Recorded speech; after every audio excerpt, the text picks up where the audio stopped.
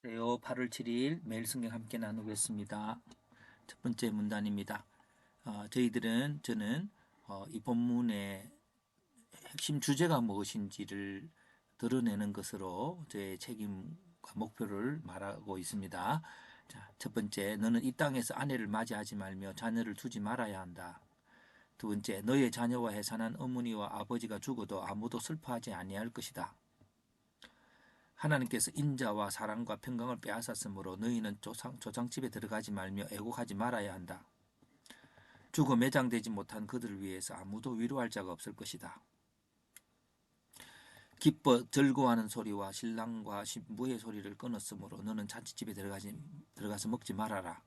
너는 백성들에게 너희가 다른 신을 섬기고 하나님 율법을 지키지 아니하였기 때문에 이 재앙을 받았다고 말하여라. 나는 나에게 순종하지 않은 너희에게 은혜를 베풀지 않기 위해서 너희 조상들이 알지 못하던 땅에서 주야로 다른 신을 섬기게 할 것이다.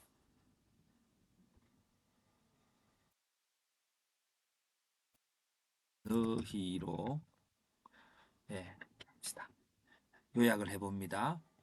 하나님을 떠나 다른 신을 섬기며 악을 행하는 백성에게 하나님께서는 기뻐하는 소리가 끊어지며 그들이 죽어도 애곡할 자가 없게 하며 그들이 알지 못하던 땅에서 주야로 다른 신을 섬기게 될 것이라고 될 것이므로 너희는 아내를 맞이하지 말며 자녀를 두지 말으라고 하였다. 자, 여기 자꾸 희망을 품지 말라고 하신 하나님입니다. 그 부분은 결혼과 자녀로 볼 수 있고요. 희망을 가지는 행동은 기쁜 일을 기대하고 슬픈 일에 슬퍼하는 겁니다. 왜 슬픈 일에 슬퍼하는 것이 희망을 가지는 행동일까요? 예, 우리가 슬퍼하는 것은 그 안에 더 나은 희망을 기대하기 때문에 슬픈 거죠. 희망이 없으면 슬퍼할 일도 없을 것입니다. 희망을 가지는 행동에 대한 하나님의 뜻이 기쁜 일을 기대함에 있어서는 잔치집에 들어가서 기뻐하지 말고 슬픈 일에 대해서는 초상집에 들어가서도 애곡하지 말라는 것이죠. 희망을 갖지 말아야 할 이유는 재앙입니다. 그들의 죄로 인한 재앙이죠. 죽어도 매장할 자가 없고 죽어도 슬퍼할 자가 없고 다른 신을 주야로 섬기게 되는 거죠. 예.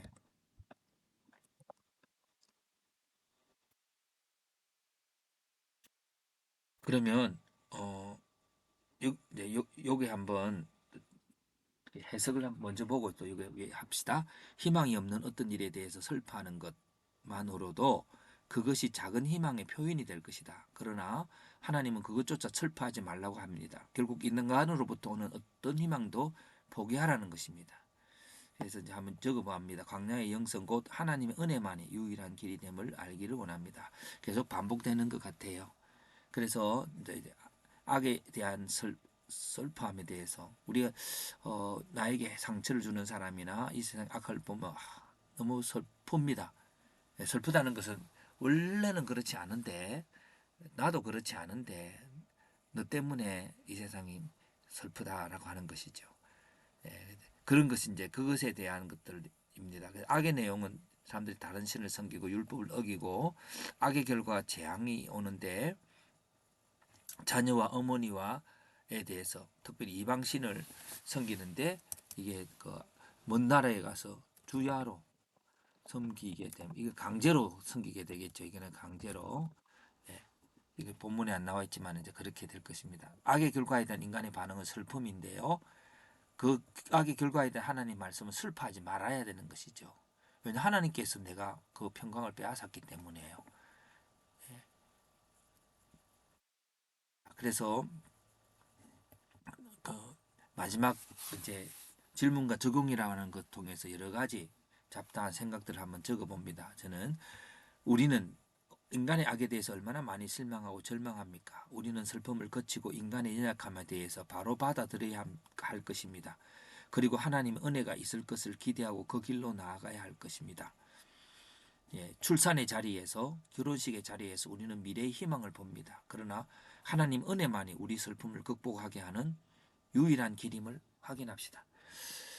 인간이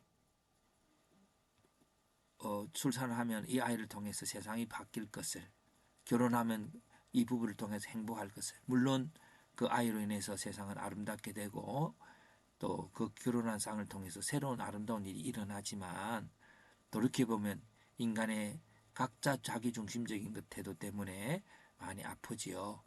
그래서 우리는 그것을 아프지 않도록 하기 위해서 노력해 보지만 하나님의 말씀은 인간의 이런 본래적인 악들 때문에 슬퍼할 시간에 하나님의 은혜를 기다리고 그것으로 주님 앞에 나아갈 때에 진정한 슬픔이 희망이 될 줄로 믿습니다. 좀 적어볼까요? 슬퍼하는 시간에 하나님께 나아가서 어떻게 해야 되죠? 하나님의 은혜를 구하여 슬픔이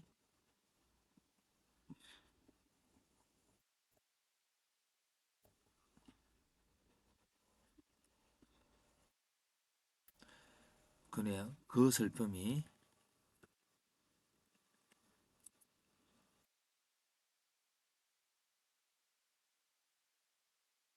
기도를 통한 열매 맺는 행복으로 이어져야 할 것입니다.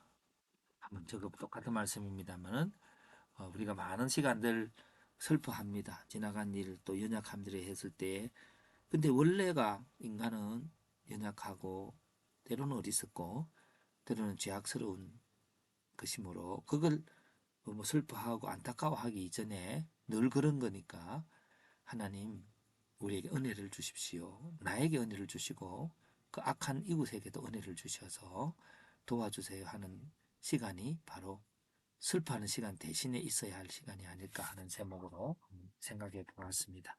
예, 어쨌든 본문을 이 본문이 무엇을 주제로 말하고 있는가에 대한 그 주제만 저는 드러내고 그 나머지 아주 깊고 또 다양한 생각들 또 많은 자료들을 통해서 또 발견하시고 성숙한 신앙생활을 하실 수 있기를 바랍니다.